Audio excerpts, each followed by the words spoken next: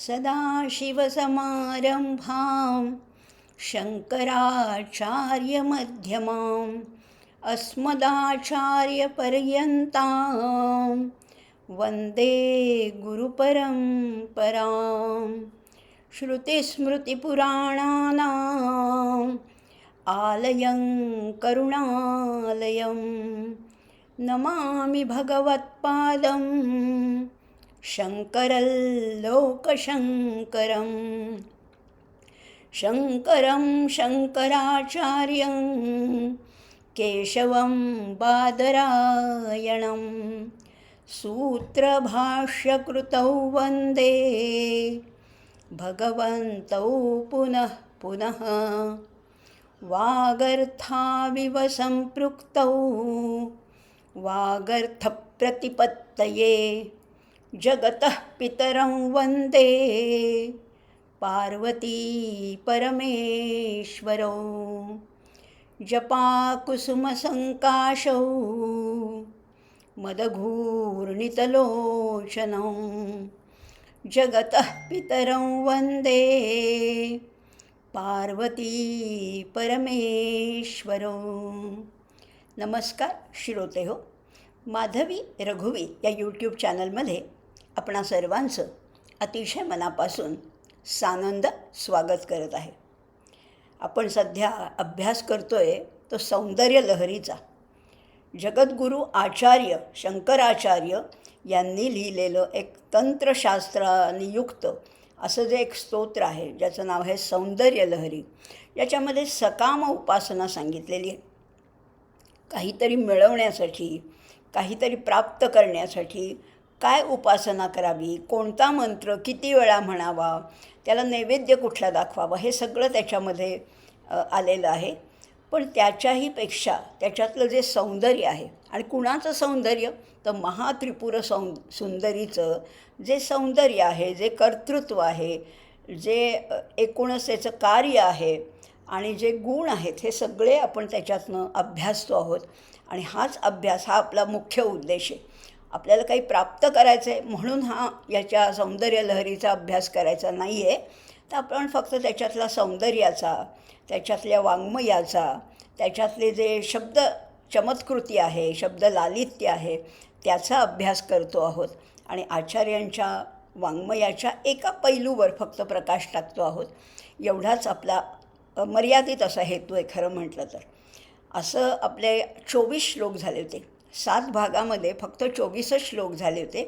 कारण तेव्हा आपल्याला पार्श्वभूमी समजून घ्यायची होती. ही उपासना कशासाठी केली, कुणी केली, कुठे केली, हे सगळं समजावून घेत आपलं. त्यामुळे थोडे अगदी 2, 3, 4 श्लोकच होत होते. आता आजपासून मात्र थोडं आपण त्याला वेग देणार आहोत आणि महत्त्वाच्या श्लोकांवर जास्त बोलणार आहे. थोडे कमी महत्त्वाचं, खरं तर कमी महत्त्वाचं असं काही नसतं, पण त्यातल्या त्यात जे फक्त तांत्रिक अंगाने जाणारे श्लोक आहेत त्याच्यावर कमी बोलणार आहोत. पण बाकीच्या श्लोकांवर व्यवस्थित आपण अभ्यास करणार आहोत, सविस्तर, जसा आत्तापर्यंत केला तसाच. आणि असे आपले 24 श्लोक झाले होते. त्यामुळे आजपासून आपण 25व्या श्लोकाला प्रारंभ करणार आहोत. सगळीकडे अतिशय म्हणजे पाऊस आहेच, आषाढ महिना आहे, आषाढी वारी आहे, आषाढी एकादशी जवळ आलेली आहे. आणि म्हणून आपण विठुरायांनासुद्धा वंदन करणार आहोत. विठुरायांचे, रखुमाईचे सुद्धा आशीर्वाद घेणार आहोत. कारण शेवटी विठ्ठल रखुमाई म्हणजे तरी काय आहे, ती महात्रिपुर सुंदरीच आहे. तिचीच ही अनेक रूप आहेत. अन्नपूर्णा हे तिचंच रूप आहे, सरस्वती शारदा हे तिचंच रूप आहे, म्हाळसा हे तिचंच रूप आहे, तशीच रुक्मिणी हेही तिचंच रूप आहे. आणि म्हणून तिचेही आशीर्वाद घेतो आहे, तिलाही वंदन करत आहोत. आणि आजच्या म्हणजे 8व्या भागाला आपण प्रारंभ करत आहोत. सुरू करूया मग. 8वा श्लोक काय आहे बघूया. 8वा श्लोक नाही, 25वा श्लोक काय आहे तो बघूया. आणि मग त्याचा अर्थ, त्याचा गूढार्थ, लक्षार्थ किंवा त्याच्या अनुषंगाने येणारे काही इतर विषय, या सगळ्याचा साकल्याने आपण अभ्यास करणार आहोत. 25वा श्लोक असा आहे. त्रयाणां देवानां त्रिगुणजनितानामपि शिवे भवेत् पूजा पूजा तव चरणयोर्या विरचिता तथा हि त्वत्पादोत् वहनमणिपीठस्य निकटे स्थिता ह्येते शश्वन् मुकुलितकरोत्तम मुकुटाः असा श्लोक आहे. आपण आपलं ठरलंच आहे की शेवटचा चरण आधी बघायचा. अगदी शेवटचा जो चरण आहे समुकुटाः, समुकुटा म्हणजे मुकुटासहित कोणकोणते देव तिला वंदन करत आहेत आणि काय काय त्याचं सांगितलेलं आहे ते बघूया. आता तिला म्हटलेलं आहे शिवे. प्रत्येक श्लोकामध्ये तिचं संबोधन वेगवेगळे. त्रिकोणात्मिका एकदा म्हटलं होतं, एकदा शारदा, एकदा श्रीविद्या, अशी तिची वेगवेगळी नावं आहे. याच्यात मात्र तिला शिवा म्हटलेलं आहे. शिवा म्हणजे काय आहे? शिवयती इति शिवा, म्हणजे सगळ्या जगाचं कल्याण करणारी जी आहे ती शिवा आहे. कल्याणकर्त्री जी आहे ती शिवाय तिला इथे संबोधलेलं आहे, तिला हाक मारलेली आहे, हे शिवे. आता काय आहे? तुझ्या चरण कमलांची केलेली पूजा. काय म्हटलेले? त्रिगुणजनिता नामपि शिवे. कुणी पूजा केलेली आहे? भवत पूजा पूजा तव चरणयोर या विरचिता. तुझ्या चरणकमळाची जी पूजा केलेली आहे, कुणी कुणी केलेली आहे? हीच कशी आहे? ही पूजा कशी आहे? तर ही 3 गुणापासून उत्पन्न झालेले जे 3 देव आहेत, त्रिदेव जे आहेत, कोण? आपल्याला माहिती आहे, सत्व रज तम या त्रिगुणांपासून 3 वेगवेगळे देव निर्माण झालेले, ब्रह्मा, विष्णू आणि महेश. ब्रह्मा हे रजोगुणाचं प्रतीक आहे, विष्णू हे सत्वगुणाचं प्रतीक आहे आणि महेश किंवा रुद्र हे तमोगुणाचं प्रतीक आहे, संहार करणारा तो. असे जे 3 देव आहेत, तुझी पूजा केली की ह्या तिन्ही देवांची आपोआपच पूजा होते. कशी काय? तुम्हाला आश्चर्य वाटेल की ही कशी काय? हिची पूजा म्हणजे या 3 देवांची कशी काय पूजा होते? कारण हे देवी पुढे तिला म्हटलेले, तू तुझे पाय ज्याच्यावर ठेवतेस ना, बघा देवांचं काय असतं, एक मोठं सिंहासन असतं. सिंहासनावर देव बसलेले असतात, पण त्यांच्या पायाखाली एक लहानसा चौरंग असतो किंवा त्याला मणिपीठ असं म्हटलेलं आहे. तुझे पाय तू ज्याच्यावर ठेवतेस त्या मणिपीठाजवळ हे 3 देव आपापल्या मुकुटापाशी हात जोडून सदैव उभे आहेत. सगळ्याचं आता चित्र डोळ्यासमोर येते आपल्या. महात्रिपुरसुंदरी सिंहासनावर आरूढ झालेली आहे. तिने तिचे पाय एका लहानशा चौरंगावर, पण चौरंगसुद्धा साधा नाही आहे, तोही रत्नखचित आहे, या मणिपीठावर किंवा त्याला उपसिंहासन असंही म्हटलेलं आहे. अशा उपसिंहासनावर तिने पाय ठेवलेले आहे आणि त्या चौरंगाच्या जवळ, त्या उपसिंहासनाच्या जवळ हे 3ही देव हात जोडून उभे आहेत. आणि हात कुठे ठेवलेत? त्यांनी मुकुटापाशी ठेवलेत. त्यामुळे जणू काही मुकुटाला तुरा आला आहे असं भास होतं, असं लांबनं पाहताना असं वाटलं. त्यामुळे असे 3 देव तिच्यापाशी सतत उभे असतात. त्यामुळे तिची पूजा केली की या 3ही देवांची, या त्रिगुणांची आपोआपच पूजा होते, असं त्याचा अर्थ आहे. आता आणखीन त्याच्यातला गूढार्थ बघणार आहोत कारण हे जे त्रिगुण निर्माण केलेत हे कुणी केलेत? बघा, पहिल्यांदा मूळ माया होती आणि त्याच्यातनं ही गुणक्षोभिणी माया निर्माण झाली आहे. गुणक्षोभिणी म्हणजे ज्याच्यातनं हे गुण प्रगट झालेले आहेत, व्यक्त झालेले आहेत. या भगवतीनेच हे सगळं त्रिगुणात्मक विश्व आणि सगळे देव निर्माण केलेत आणि म्हणून तिची पूजा केल्याने सगळ्या देवांची पूजा केल्याचं फळ मिळतं. हे योग्यच आहे ना, हे योग्यच आहे. एका मोठ्या व्यक्तीची पूजा केली की त्याच्या अंतर्भूत असणारे, अंतर्गत असणारे सगळ्या देवांची आपोआपच पूजा होतेच. आणि ह्याचा उल्लेख आगमशास्त्रात सुद्धा केलेला आहे. कुणाकुणाची पूजा कशी कशी होते आता म्हटलेलं आहे बघा. काय आधी त्याचाही श्लोक वाचू आणि मग पुन्हा हा श्लोक आहे त्याचा अर्थ, जो गुह्यार्थ आहे तो आणखीन समजून घेऊ. आधी आगमशास्त्रातला काय श्लोक आहे तो वाचूया. विष्णुपूजा सहस्राणी, विष्णुपूजा सहस्राणी शिवपूजा शतानि च, अंबिकाचरणार्चायाः कलां नार्हन्त्य षोडशीं. या अंबिकेच्या अर्चनेची सर कशालाच येत नाही. कलां नार्हन्त्य षोडशीं, 16 कला मानल्या जातात. चंद्राच्यासुद्धा 16 कला आहेत. या 16 कलांपैकी एक कलासुद्धा म्हणजे या कुणाकुणाची पूजा केली तर काय होतं असं त्यांनी सांगितलं आहे.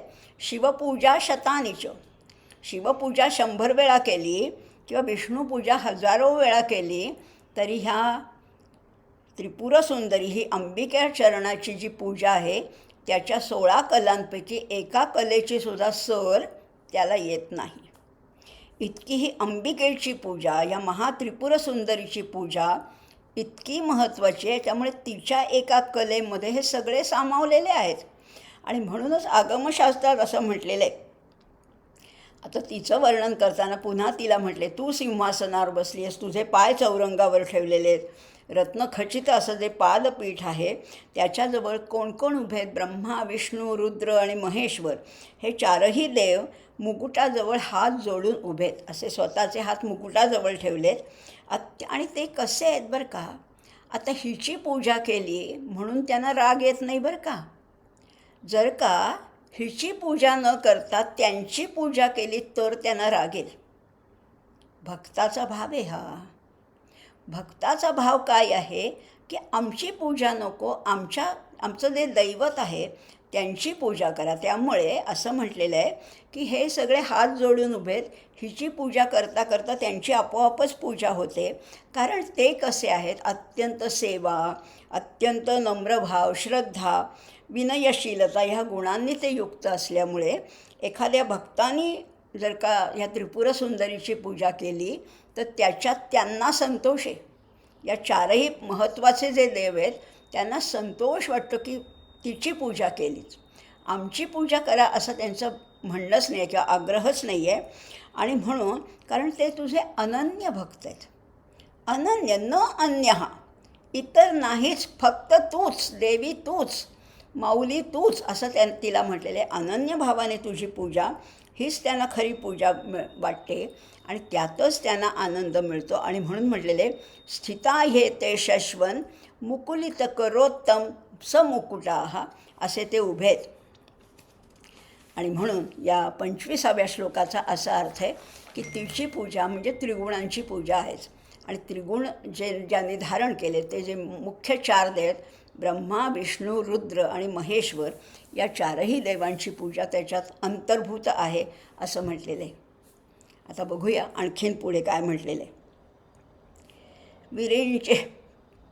विरिंचे पंचत्वं व्रजति हरिरात्नोति विरस्तिं विनाशंकी नाशो भजति धनदो याति निधनं वितन्द्री माहेन्द्री विततिरपि सम्मीलितदृशा महासंहारेऽस्मिन् विहरति सती त्वत्पतिरसौ.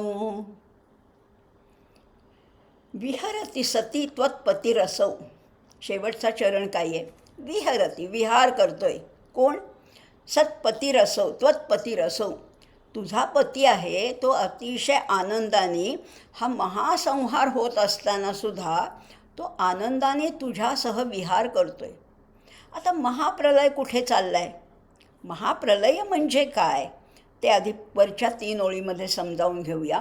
आणि एवढा महाप्रलय, एवढा महासंहार चाललेला असताना हा कसा काय आनंदामध्ये विहार करतोय? त्याचं रहस्य काय आहे? काय याच्यातलं नेमकं मर्म आहे ते सगळं समजावून घेऊया. भक्त म्हणतोय, आई तुझा महिमा मी काय वर्णन करू? तुझा महिमा अगाध आहे, सांगता येणार नाही, अवर्णनीय असा तुझा महिमा आहे. कारण ह्याच्यामध्ये काय काय होतं, सगळे जे देव आहेत त्या सगळ्यांचा नाश होतो. आता म्हणजे काय होतं आपल्याला हे कळत नाही. आपल्याला वाटतं की देवाचा कसं काय नाश होईल. पण बघा, परब्रह्माच्या खालचे सगळे जे देव आहेत ते सगळे विनाशशील आहेत. भगवद्गीतेमध्ये सुद्धा पाहिलं आहे आपण, पुण्ये क्षीणे पुण्ये मर्त्य लोकं विशंती.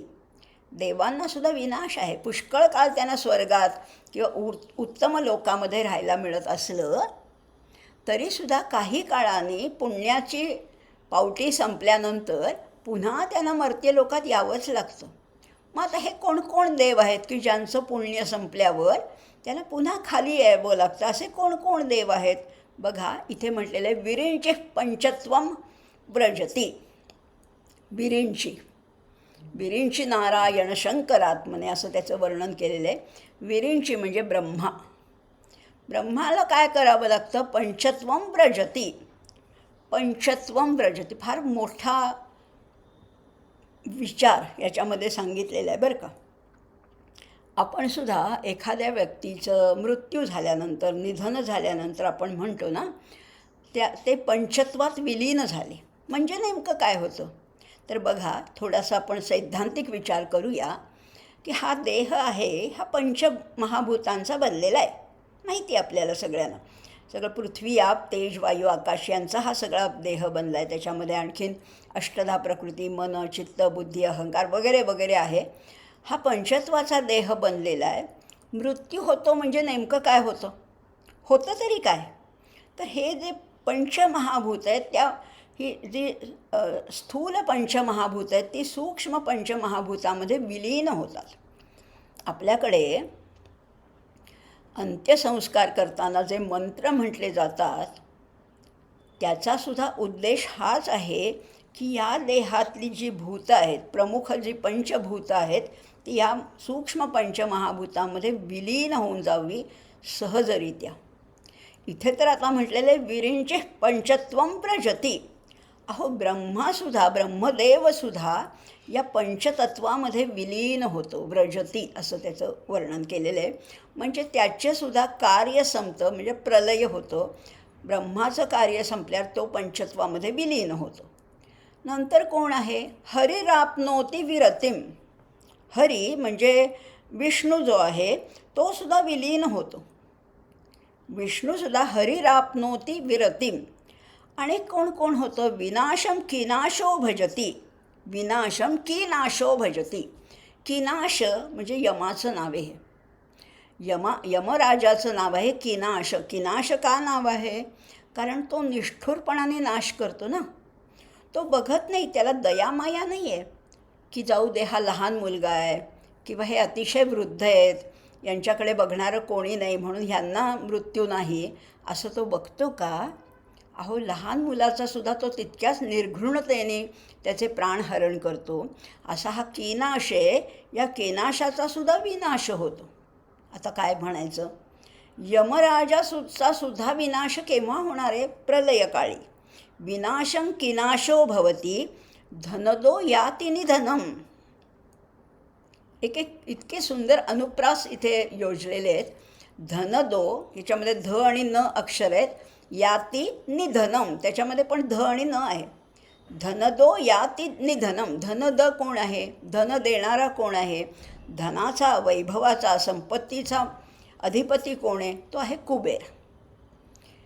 अगदी देवांचा सुद्धा संपत्ती कोणी सांभाळलेली आहे? ती कुबेराने सांभाळली आहे. त्या कुबेराचं सुद्धा निधन होतं. म्हणजे बघा, या दोन ओळीत काय सांगितले?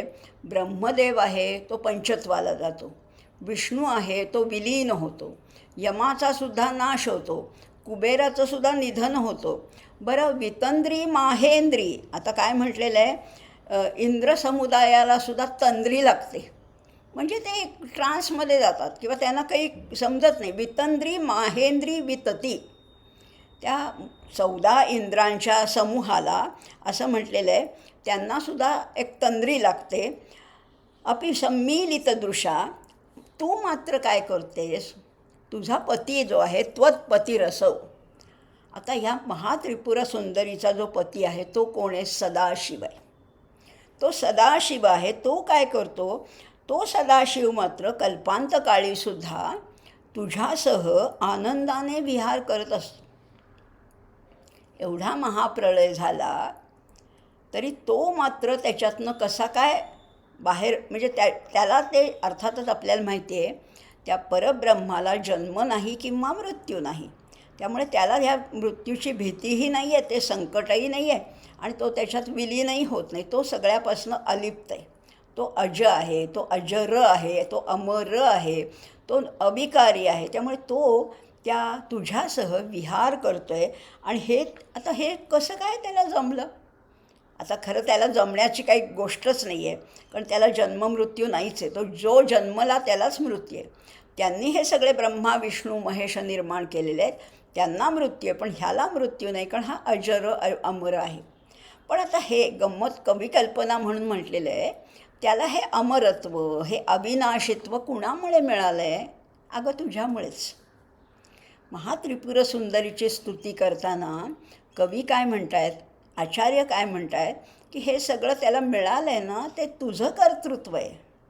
बघा काय म्हटलेलं आहे, तुझ्या पातिव्रत्याचाच हा प्रभाव आहे. कारण बाकी सगळ्यांना मृत्यू आहे, बाकी सगळ्यांना क्षय आहे, बाकी सगळ्यांना विनाश आहे.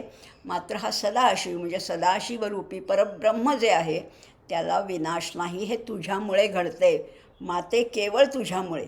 आणखीनही त्याच्याबद्दल फार सुंदर म्हटलेलं आहे, असंख्य विलयम यांती. असंख्य लोक विलयामध्ये जातात.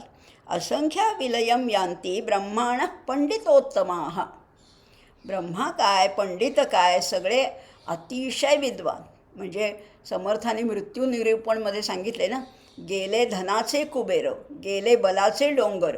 असं त्याचं, कितीही तुम्ही बलवान असाल, कितीही तुम्ही राजेपद उपभोगलं असेल, किती तुमच्याकडे विद्वत्ता असेल, पण एक ना एक दिवस मृत्यूकडे जायचंच आहे. म्हणून म्हटलेलं आहे, यांती ब्रह्माणः पंडितोत्तमाः असंख्या विष्णवो रुद्रा असंख्या वासवादयः. विष्णू काय, रुद्र काय, वासव म्हणजे इंद्र काय, असे असंख्य होऊन गेलेले आहेत यापूर्वी. प्रलय किती काय म्हणतात त्याला, कल्पांत, कल्पारंभ आणि कल्पांत असे अनेक वेळा होऊन गेलेले आहेत. प्रलयसुद्धा पुष्कळ झालेले आहेत. त्याच्यामध्ये हे निर्माण होतात, पुन्हा विलीन होतात. पण एक एव शिव साक्षात, एक तो सदाशिव जो आहे, एक जे परब्रह्म जेवढं आहे, एक एव शिव साक्षात सृष्टिस्थित्यंत हेतवः. तो मात्र शिल्लक राहतो, कारण त्याला पुढचं कार्य करायचं आहे. सृष्टी, स्थिती आणि अंत म्हणजे उत्पत्ती, स्थिती, संहार करणारा हा शिल्लक आहे. आणि त्याची जी अर्धांगिनी आहे, त्याची जी पत्नी आहे, त्याची जी माया आहे, मूळ माया, ती महात्रिपुर सुंदरीसुद्धा तशीच आहे.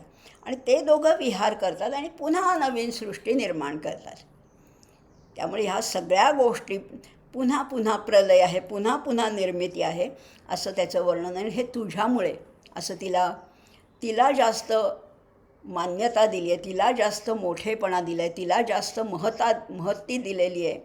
कारण असं म्हणतो ना आपण, व्यवहारातलं हे उदाहरण नाही आहे अर्थातच, पण आपल्या समजुतीसाठी आपण हे मानूया की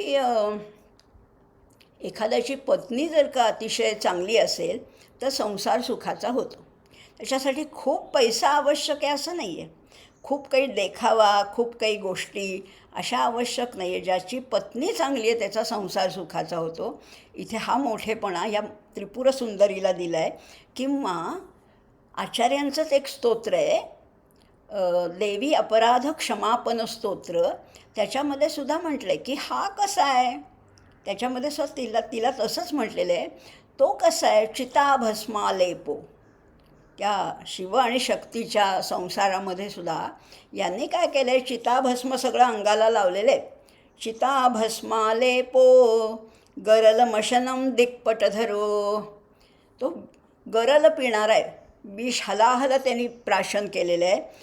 वस्त्र कुठली आहेत त्याच्याकडे, दिक्पटधरो, दिशांचंच वस्त्र आहे, म्हणजे तो दिगंबर अवस्थेत आहे.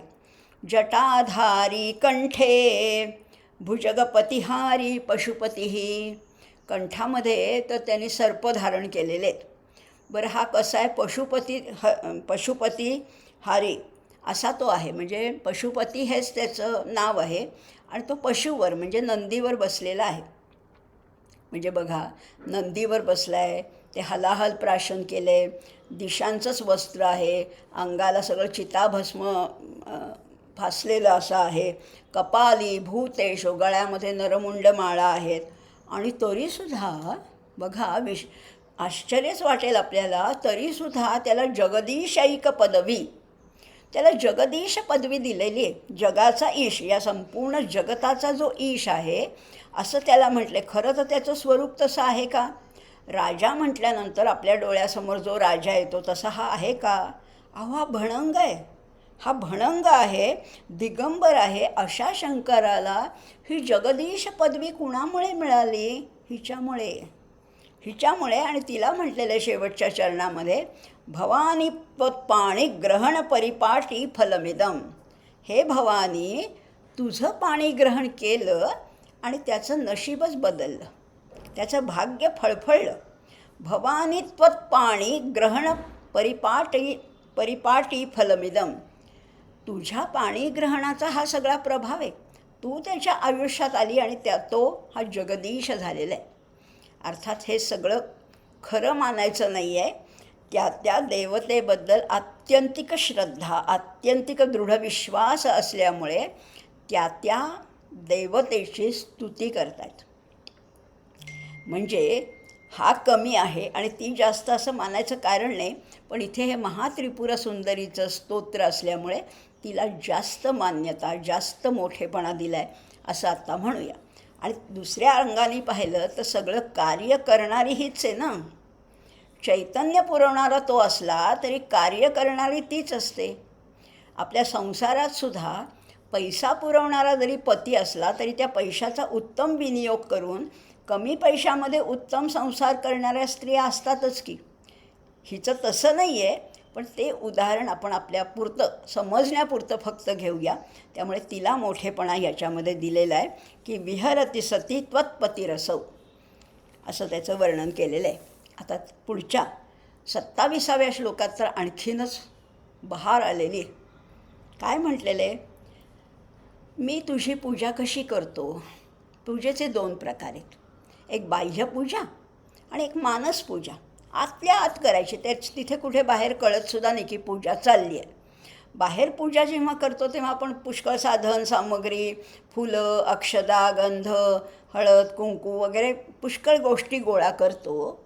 मानसपूजेला हे लागतच नाही. आणि त्या मानसपूजेच्याही पलीकडचं समयाचार ज्याला म्हटलेलं आहे, ती पूजा कशी असते हे आता पुढच्या 27व्या श्लोकात बघूया आपण. काय म्हणतात बघा आचार्य. जपो जल्पशिल्पं सकलमपि मुद्रा विरचना गतिः प्रादक्षिण्यं क्रमणमशनाद्याहुतिविधिः प्रणामः संवेशः सुखमखिलमात्मार्पणदृशा सपर्यापर्यायस्तव भवतु यन्मे विलसितम्. माझं सगळ्या हालचाली आहेत, सगळं वागणं, चालणं, बोलणं ही सगळी तुझी पूजाच आहे ग. वेगळी पूजा करायलाच नको. माझी ही सतत पूजाच चाललेली आहे. आणि हीच खरी गोष्ट आहे.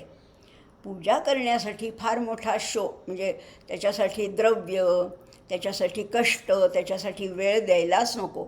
आपलं प्रत्येक क्रिया, आपलं प्रत्येक पाऊल टाकतो आहे तीसुद्धा त्याची पूजा आहे. आपण हाताने जे काम करतो आहे, लिहितो आहे, वाचतो आहे, खातो आहे, पितो आहे, हे सगळं त्याची पूजा आहे असा भाव ह्याच्यात आहे. तो काय आहे तो बघूया. जपो जल्पशिल्पम. माझं बोलणं म्हणजे तुझ्या मंत्राचा जप आहे. मी जे काही बोलतो आहे, आता बोलतो आहे जे काही म्हणजे मर्यादा आल्या ना, म्हणजे चांगलंच बोलतो आहे. अपशब्द बोलणं, नालस्ती कुणाची करणं हा त्याचा जप होऊ शकत नाही. म्हणून मी जे काही बोलतो आहे, जे काही माझं चांगलं बोलणं आहे ते तुझा मंत्रच आहे, तुझा जपच आहे असं समज. माझं बोलणं म्हणजे तुझा जप आहे. माझ्या हाताने केलेले सगळे व्यापार म्हणजे तुझ्या मुद्रा आहेत. करमुद्रा असतात ना, किंवा ज्ञानमुद्रा, चिन्मुद्रा, अशा ज्या हाताने करण्याच्या मुद्रा आहेत. माझे प्रत्येक हालचाल, हाताची प्रत्येक हालचाल म्हणजे जणू काही तुझी मुद्रा आहे. तू समजून घे. माझ्या पायांचं चालणं म्हणजे तुझी प्रदक्षिणा आहे. मी जे काही चालतो आहे, कुठेही जातो आहे, मंदिरात जातो आहे, कधी शाळेत जातो आहे, कधी महाविद्यालयात, कधी गुरुकुलात, कधी बँकेमध्ये, कधी कुठे बाजारामध्ये, माझ्या पायाचं जे चालणं आहे ती तुझी प्रदक्षिणाच आहे. कारण तू कुठे नाही आहेस. मी जे जे चालतो आहे ते तुझ्या भोवतीच चालतो आहे असं तू समज. माझं पायाचं चालणं म्हणजे तुझी प्रदक्षिणा. गती प्रादक्षिण्य क्रमणमशनाद्याहुती विधी. किंवा माझं खाणं पिणं, अशन म्हणजे खाणं, सेवन करणं, तीसुद्धा तुझी आहुतीच आहे. मी एखादा घास अन्नाचा सेवन करतो, तो कुणाला आहुती देतो आहे? पोटातल्या वैश्वानरालाच ना. म्हणजे पर्यायाने तुलाच मी आहुती देतो आहे. प्रत्येक माझं खाणं पिणं ही तुला आहुती आहे असं समज. आणि पुढे म्हणलेलं आहे प्रणाम संवेश सुखमखिलमात्मार्पणदृशा. मला जेव्हा गाढ निद्रा लागते, सुषुप्ती अवस्थेमध्ये जेव्हा मी असतो, तो तुला केलेला प्रणाम आहे. तुला केलेलं वंदन आहे, तुला केलेला तो नमस्कार आहे. कारण अशा प्रकारे जे जे मी करतो सपर्या पर्यायस, पर्यावर बघा अनुप्रास केलेले, सपर्या पर्याय तव भवतु यन्मे विलसितम. जे जे माझं कर्म आहे ते सगळी तुझी आराधनाचे, सगळी तुझी पूजाचे, माझी सगळी कृत्य म्हणजे पूजेचाच एक भाग आहे. बघा, या मानसपूजेला या तंत्रशास्त्रामध्ये समयाचार म्हटलेलं आहे. या पूजेत काय होतं, आपले सगळे दैनंदिन व्यवहार जे आहेत या भगवतीचीच पूजा आहे असं मानलं जातं. आणि असा भाव असण्यासाठी ती सगळी पूजा, त्या सगळ्या हालचाली, ते सगळं बोलणं, ते सगळं अन्नसेवन हे अर्थातच सात्विक असलं पाहिजे. जितकं ते सात्विक असेल, शुद्ध सात्विक भाव त्याच्यात असेल, तर ते परमेश्वरापर्यंत, या जगज्जननी या अंबिकेपर्यंत ते पोचतं. अर्थात ते सात्विक पाहिजे आणि ते सगळं करताना त्याच्यामागे भाव श्रद्धेचा पाहिजे, मुखामध्ये नाम पाहिजे. बघा ना, आपलं जीवन ही एक पूजा करायची असेल तर सोपी गोष्ट अशी आहे, हातात काम, मुखात नाम आणि हृदयात राम. एवढं असेल तर आपलं प्रत्येक कर्म ही पूजाच आहे. मग वेगळी पूजाच करायला नको. त्याच्यासाठी ही फुलं आणा, त्या अक्षदा, हे अष्टगंध असलं काही करायला नको. सगळं प्रत्येक कर्म हीच पूजा होते असं म्हटलेलं आहे. किंवा भगवद्गीतेत आपण पाहिलं ना, यत करोषी यत दशनासी यत जुहोशी ददासी यत. जे काही करशील, जे काही मी करतोय ते सगळे तुझी पूजाच आहे. यत तपस्यसी कौंतेय, अर्जुनाला म्हणतात भगवंत, जी तपश्चर्या करतोयस तत्कुरुष्व मदर्पणम, ते सगळं फक्त मला अर्पण कर. मग वेगळं आता काय करू, पूजेसाठी कोणती फुलं आणू, असं काही विचार करायची गरजच नाही. किंवा मन मना भव मद्भक्तो मद्याजी मान नमस्कुरु मामे वैश्यसी सत्यंते प्रतिजाने प्रियोसी मे. किती सोपं करून सांगितलं आहे. आपल्याला एवढंही जमू नाही आहे का? आपल्याला एवढंही जमणार नाही का? निश्चित जमेल. कर्म नेहमीचीच करायचे, फक्त त्याला अर्पण करायचे, नेहमीचीच कर्म. तुम्ही वेगळं काहीच करू नका. तुमचं काय व्यवसाय असेल, तुमची नोकरी असेल, तुमची नित्यकर्म असतील, फक्त त्याला अर्पण करायचे, एवढंच करायचे. किंवा मागे आपण स्तोत्रसंपदामध्ये सुद्धा पाहिलं होतं, एक स्तोत्र शिवमानस पूजामध्ये सुद्धा पाहिलं होतं. आत्मा त्वंगिरिजामते सहचरा प्राणा शरीरं गृहं पूजा ते विषयोपभोगरचना निद्रा समाधिस्थितिः संचारः पदयोः प्रदक्षिणविधिः स्तोत्राणि सर्वा गिरो यद्यत् कर्म करोमि तत्तदखिलं शंभो तवाराधनम. अगदी हेच म्हटलं होतं तिथे शंकराला म्हटलं होतं, इथे त्रिपुर सुंदरीला, अंबिकेला, जगज्जननीला म्हटलेलं आहे. भाव तोच आहे की माझ्या सगळ्या हालचाली, माझे दैनंदिन व्यवहार हे तुला अर्पण आहेत आणि ती पूजा तू समजून घे असं तिला म्हटलं आहे. अर्थातच भक्तावर पण काही जबाबदारी आहे, भक्तावर पण काही उत्तरदायित्व आहे की तो भाव सात्विक पाहिजे, त्याच्यामध्ये श्रद्धा ओतप्रत पाहिजे आणि प्रत्येक कर्म हे ईश्वरार्पण वृत्तीने करायला पाहिजे. असा हा 27वा श्लोक होता. आता 28वा श्लोक बघणार आहोत, पण त्याच्यामध्ये थोडा क्रमांकाचा गडबड झालेली आहे. एका पुस्तकामध्ये 28व्या क्रमांकावर वेगळा श्लोक आहे, इथे वेगळा आहे. पण आपल्याला त्या क्रमांकाकडे, त्या नंबरकडे न पाहता, आपण समजा तुमच्या पुस्तकात काही वेगळं असेल तर ते फक्त आपण सांभाळून घ्या, सुधारून घ्या, एवढंच मी म्हणते. श्लोक सगळे येणारच आहेत, पुढे मागे थोडंसं होईल कदाचित. बघूया आपल्याला कसं जमतं आहे ते.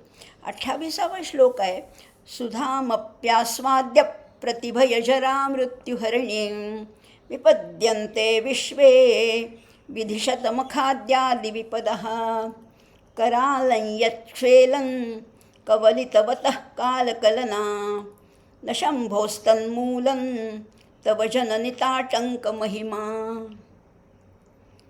शेवटचा चरण, तव जननी ताटंक महिमा.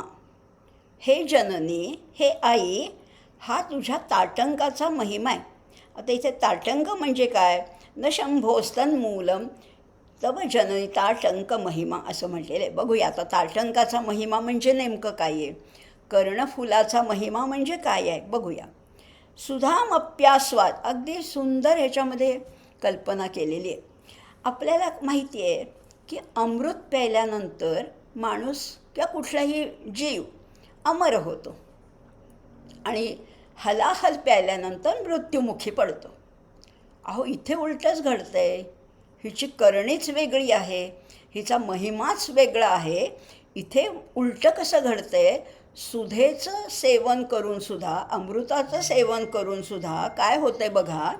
सुधामपी आस्वाद्य, सुधेचं सेवन करूनसुद्धा, अपी म्हणजे सुद्धा, प्रतिभय जरा मृत्युहरिणीम, जे काय भयंकर अशा जरामृत्यूचं हरण करणाऱ्या अमृताचं प्राशन करूनसुद्धा काही देवता, कुठल्या देवता, ब्रह्मदेव, इंद्र वगैरे ज्या विश्वातल्या देवता आहेत त्या मृत्यूवश होतात. मागच्याच भागात पाहिलं ना आपण, त्यांनासुद्धा प्रलयामध्ये नाश होतो. आणि कसा? अमृत पिऊनसुद्धा, देवानी अमृत प्यायलेलं आहे आणि तरीसुद्धा त्यांचा नाश होतो असं म्हटले.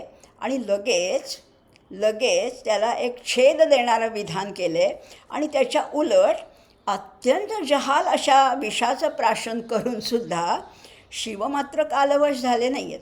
अहो, हे काय उलटंच घडले. अमृत पिऊन अमर व्हायला पाहिजे आणि हलाहल पिऊन मृत्युमुखी पडायला पाहिजे. इथे उलटंच झालं. इंद्र काय, ब्रह्मदेव काय, यांनी भरपूर अमृताचं सेवन केलं आहे आणि तरीसुद्धा तुम्ही म्हणता त्यांचा नाश होतो. आणि हा सदाशिव यांनी हलाहला प्राशन करूनसुद्धा तो मात्र चिरंजीव आहे, तो मात्र कालवश झालेला नाही आहे. ह्याला कारण काय आहे? अगं तूच आहेस.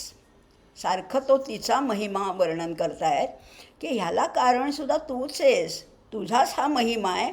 आता कुठला महिमा बघूया आपण.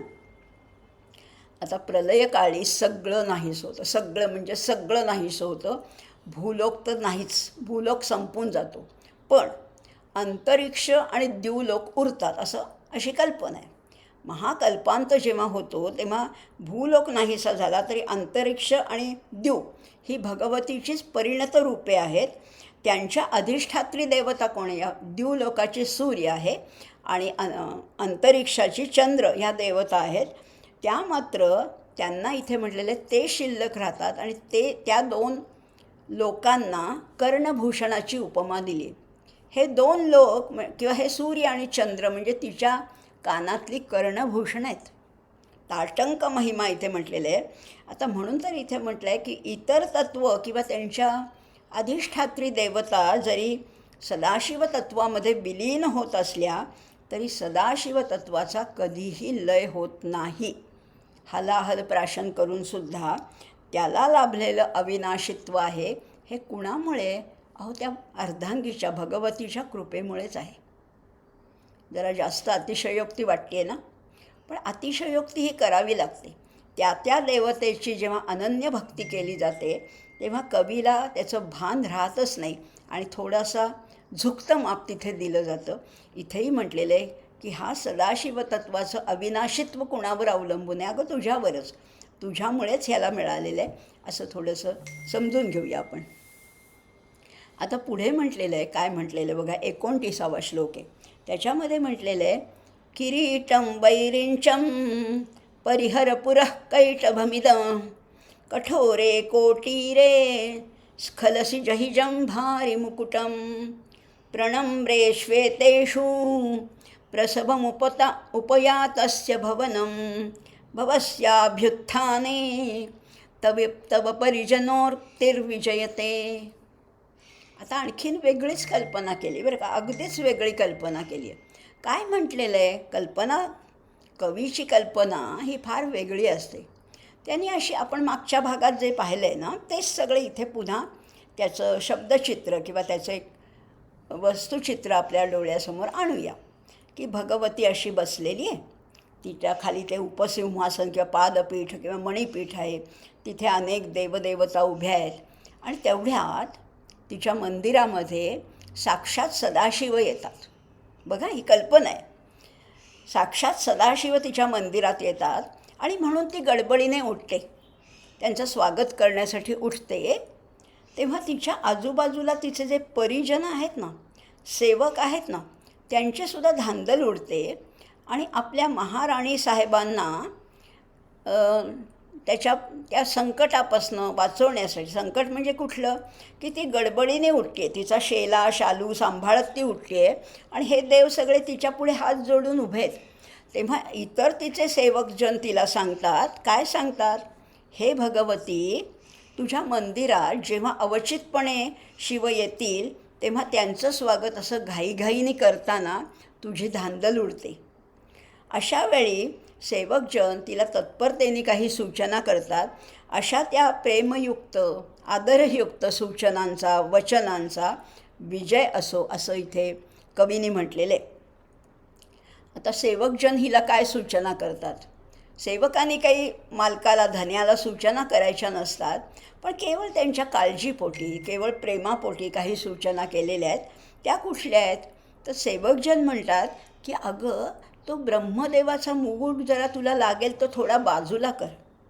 त्या कैटभजित किंवा जो कैटभभित आहे म्हणजे विष्णू, त्या विष्णूच्या मुकुटाचं टोक आहे ना ते फार तीक्ष्ण आहे, ते लागेल हा पायाला. प्रेमाने आपुलकीने आपण आपल्या स्वामींना जशा सूचना देतो याच्यामध्ये आदेश किंवा हुकूम असा भाव नाही आहे. अतिशय प्रेम, जरा सांभाळू ना, जरा लागेल हा, जरा बघून चाला हां, असं जे प्रेमाने सांगितलेलं आहे. इथे तेच सांगितलं आहे की विष्णूच्या मुकुटाला जे धारदार टोक आहे ना ते तुमच्या पायाला लागेल, जरा सांभाळून. आणि तिसरं म्हटलेलं आहे, हा जंभारी जो आहे ना, स्खलसी जही जंभारी मुकुटम, स्खलसी तू पडशील. त्यामुळे हा जंभारी कोण आहे तर जंभासुराचा वध करणारा जो इंद्र आहे त्याला जंभारी म्हटलेलं आहे. त्या जंभारीचा त्याचा मुकुट थोडासा बाजूला असा जही म्हटलेलं आहे. जही जंभारी मुकुटम, जही म्हणजे टाकून दे किंवा बाजूला कर. काय सुंदर सूचना आहेत बघा. किरीटम वैरिंचम, कुणाचा किरीट आहे तर जो ब्रह्मदेवाचा, विरिंची आपण मागच्या भागात पाहिलं होतं. हा विरिंचीपासून हे तद्धित झालेलं आहे. विरिंचीचा जो मुकुट आहे, वैरिंची मुकुटम किरीटम परिहर, बाजूला कर.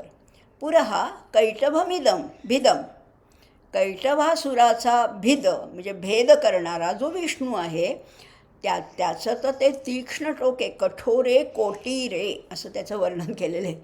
त्याचं मुकुट कसं आहे, धारदार आहे, तो विष्णू आहे ना, त्याच्या मुकुटाचं टोक अति कठोर कोटीर आहे. तू पडशील, खलसी जही बाजूला कर काय जंभारी मुकुटम, त्या इंद्रसुद्धा जंभासुराचा वध करणारा जो इंद्र आहे त्याचा मुकुटही तू बाजूला कर. प्रणम्रेष्वेतेषु प्रसवमुपयात अस्य भवनम, आणि मग हे सगळ्यांना बाजूला कर. आणि मग भवस्याभ्युत्थाने, तू जेव्हा उठशील ना तव परिजनोक्ती विजयते, तेव्हा तुझे सेवकजन तुला काय जे सांगतात त्या वचनांचा विजय असो. म्हणजे त्या वचनातलं प्रेम, त्याच्यातली आपुलकी, त्याच्यातला आदरभाव हे विजयी होवोत, उन्नत हो, त्यांचा उत्कर्ष हो, आणि त्यामुळे माझंही भलं हो, माझंही कल्याण हो असं इथे कवीने म्हटलेलं आहे. सेवकजनांची वचनांचा सुद्धा उत्कर्ष हो. आता बघा हे कारण त्यांच्या मुखातनं जे शब्द बाहेर पडत आहेत त्याच्यामध्ये काळजी आहे, त्याच्यामध्ये आदेश नाही आहे बरं का, त्याच्यामध्ये काळजी आहे, आपुलकी आहे, जवळीक आहे. आणि त्याच्यातनं तुझाच तो अपार महिमा सांगतायत ना, सुचवतायत. कुणीतरी अशी तशी नाही आहे ही सगळी जगत कल्याण करणारी जी आहे तिचे सेवकजनसुद्धा तिचा अपार महिमाच यातनं वर्णन करतायत की तिला लागायला नको, तिला काही टोचायला नको, आणि म्हणून ते सुचवत आहेत. असा त्यांच्या वचनांचाही उत्कर्ष असो, विजय असो. ब्रह्मा विष्णू इंद्र महेश्वर जेव्हा तुझ्या चरणावर मस्तक ठेवून तुला वंदन करत असतात तेव्हा जर अचानक हे सदाशिव मंदिरात आले तर तुझी कशी धांदल उडेल, तुझे सेवकजन तुझं कशी काळजी घेतील, तुला आपुलकीने काही सूचना करतील. या वचनांनासुद्धा मी वंदन करतो, कारण ते वचनं म्हणजे माझ्याच हृदयातले बोल आहेत आणि माझंही कल्याण होवं अशा वचनांनी, असं त्याचा थोडक्यात अर्थ आहे. पूर्ण अर्थ असा नाही आहे बरं का, आपण समजून घेऊया. पुढे काय म्हटलेलं आहे, अगदी 30वा श्लोक जो आहे, स्वदेहोद्भूताभिर्भृणिभिरणिमाद्याभिरमितो निषेव्ये नित्येत्व्या महमिति सदा भावयति यः किमाश्चर्यं तस्य त्रिनयसमृद्धिं तृणयतो महासंवर्ताग्निर्विरचयति नीराजनविधीं. काय म्हटलेले? षोडश कला आहेत या मातेच्या. षोडश नित्यरूपिणी माते, तुझ्या देहाच्या किरणरूपी. आता ही कशी आहे? आधीच तेजस्वी, तिच्या मागे तर केवढी ती ऑरा आहे किंवा तेजोवलय आहे. तिच्या शरीरातून अनेक किरणं निघतात, तेज बाहेर पडते आणि त्या तेज कशाचं आहे? जणू काही त्या आणीबांधी सिद्धी आहेत. ज्या सिद्धी आहेत त्या सिद्धींचं तेज तिच्या शरीरातनं असं प्रकट होते. कुठल्या सिद्धी आहेत? अणिमा, गरिमा, लघिमा, महिमा, ईशित्व, वशित्व, प्राकाम्य, प्राप्ती अशा ज्या अष्टसिद्धी आहेत त्याच्यातल्या अणिमादी अष्टसिद्धींकडून इथे वर्णन केलेले आहे. अणिमादी आणि इथे म्हणले घृणी भिरणी माद्याभिरमितो. अरणी अणिमा आदी भी रमतो असं त्याचं वर्णन आहे. अणिमा जी सिद्धी आहे तशा ज्या इतर 7 सिद्धी आहेत, या 7 अष्टसिद्धींकडून सेवित झालेली अशी तू आहेस. या सिद्धीसुद्धा तुझी सेवा करतात. अष्टसिद्धी या अध्यात्मातला एक मोठा टप्पा आहे, पण ह्या अष्टसिद्धीसुद्धा जिची सेवा करतात अशी तू भगवती आहेस. आणि अशी तू भगवती माझ्यावर कृपा कर. तू ज्यांना सायुज्य मुक्ती देतेस ते तुझंच रूप होऊन जातात. तसा मी होवो, मी आणि तू ह्याच्यामधलं अंतरच नाहीसं होवो अशी जो भावना ठेवतो तो धन्य आहे. तो धन्य आहे. तो तुझे त्रिनयन. आता तिलासुद्धा त्रिनयन आहे, ती त्रिलोचना आहे, ती त्रिनयन आहे. सदाशिवाला तर 3 लोचन आहेतच, पण हिलाही 3 लोचन कुठले आहेत? हिचे कुठले लोचन आहेत? तर सूर्य, चंद्र, अग्नी. पुन्हा पुन्हा आपण बोलतो आहे हे त्रिकूट आहे, हे त्रय आहे. या 3ची जी जोडी आहे, सूर्य, चंद्र, अग्नी, हे जणू काही तिचे 3 डोळे आहेत. आणि ह्यांनी अधिष्ठित केलेले जे त्रिलोक आहेत त्याच्यातलं वैभवसुद्धा जो तृणवत मानतो. एकदा का हिची सायुज्यता प्राप्त झाली की बाकीच्या वैभवाचं काही वाटेनासंच होतं. पण हिची सायुज्यता हे जगातलं सर्वश्रेष्ठ वैभव आहे, सर्वश्रेष्ठ आनंद आहे. जो आनंद प्राप्त झाल्यानंतर इतर बारीक सारीक आनंदाचं काही गणतीच नाही आहे. यल्लब्ध्वा चापरल्लाभं मन्यते न अधिकं ततः यस्मिन् स्थितो न दुःखेन गुरुणापि विचाल्यते. असा आनंद ज्याला मिळतो तो धन्य आहे ना. तर आणि मग पुढे काय म्हटलेलं आहे? प्रलयकालरूप अग्नीसुद्धा त्याला निरांजन दाखवतो असं म्हटलेलं आहे. अर्थातच त्याची आरती करतो. नीराजनविधीम महासंवर्ताग्निर्विरचयति नीराजनविधीम. तो महासंवर्ताचा जो महाअग्नी आहे, महाप्रलयाचा जो अग्नी आहे, तो सुद्धा त्याला निराजन दाखवतो असं त्याचं वर्णन केलेलं आहे. अशी ही महात्रिपुरसुंदरी, अशी ही जगज्जननी, ही अशी अंबा, ही जगदंबा, हिचं वर्णन करता करता आचार्यांनी किती उपमा, किती अनुप्रास, किती अलंकार, यमक या सगळ्या गोष्टींचं हे वाङ्मयीन सौंदर्यसुद्धा आहे. त्रिपुरसुंदरीचं सौंदर्य तर आपण त्याचा विचार करतो आहे, त्याचा अभ्यास करतो आहे, पण ह्या वाङ्मयातसुद्धा केवढं सौंदर्य लपलेलं आहे. या 4-4 ओळीमध्ये सुद्धा केवढं आशय भरलेला आहे याचा आपल्याला पुन्हा पुन्हा प्रत्यय येतो आहे. त्यामुळे आज आपण 25, 26, 27, 28, 29, 30 असे 6 श्लोक पाहिले. पुढच्या वेळेपासून पण असे 6, 7 किती जसे आपल्या मर्यादित कालावधीमध्ये जसे होतील तशा श्लोकांचा अभ्यास करणार आहोत. आपला अतिशय उदंड प्रतिसाद आहे, असाच प्रतिसाद राहू देत. याच्यातल्या काही गोष्टी कदाचित कधीतरी क्लिष्ट वाटतील, काही गोष्टी थोड्या सोप्या वाटतील, पण आपण त्याचा पुन्हा पुन्हा अभ्यास केला, विचार केला, त्याच्यावर चिंतन केलं तर ते सगळं आपल्याला उकलत जाणार आहे, कोडं उकलत जाणार आहे, आकलन होत जाणार आहे आणि त्याच्याच जोडीला आपली बुद्धी आहे तिची मेधा होणार आहे. मेधेची प्रज्ञा आणि प्रज्ञेची प्रतिभा अशा पायऱ्यासुद्धा आपल्याला गाठता येतील. कुणामुळे? या महात्रिपुर सुंदरीमुळेच असा विश्वास ठेवूया.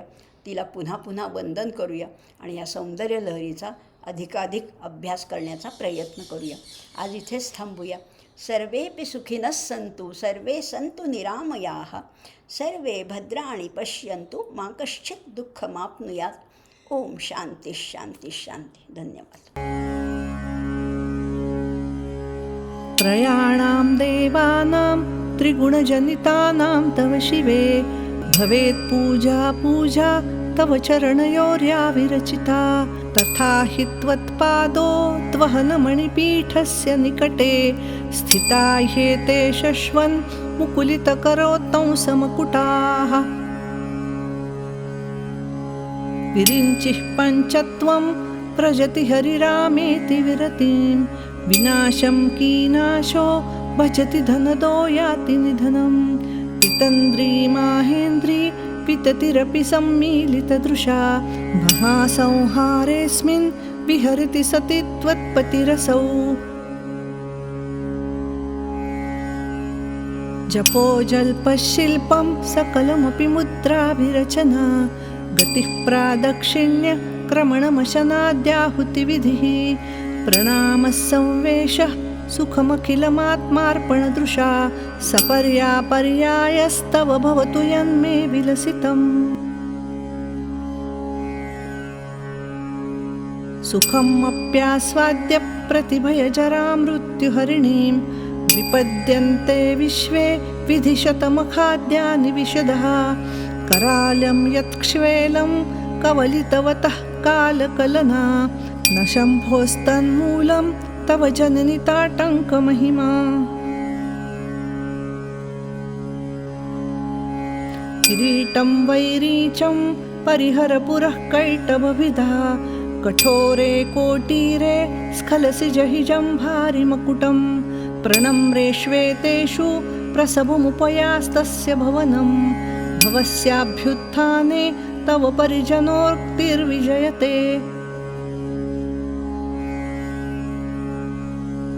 स्वदेहोऽधुताभिर्घृणिभिरणिमाद्याभिरमितो निषेव्ये नित्ये त्वामहमिति सदा भावति यः. किमाश्चर्यं तस्य त्रिनयनसमृद्धिं तृणयतो महासंवर्ताग्निर्विरचयति नीराजनविधिम्.